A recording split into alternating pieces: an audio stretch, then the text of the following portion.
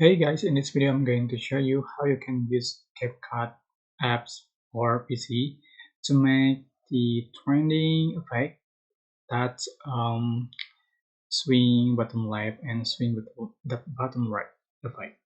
Alright, so select your images you like to edit and you can set for the image duration in 1.0 second.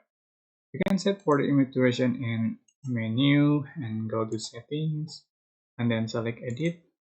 They can for the image duration just set the image duration and then click set. Alright, to create the swing button right and left, you are just going to add just the animation. So go to animation and select in animation, scroll down until you find the swing bottom left and swing bottom right.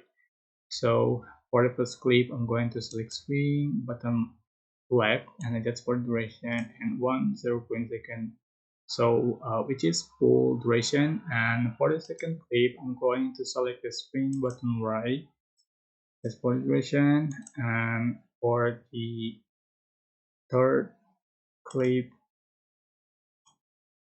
swing button left again and swing button right for next clip and so on. But for the last clip, I'm going to select combo animation and I'm going to select the wobble animation. Alright, this is the final effect you have on your video. You can also add the audio text sticker effect and anything you like.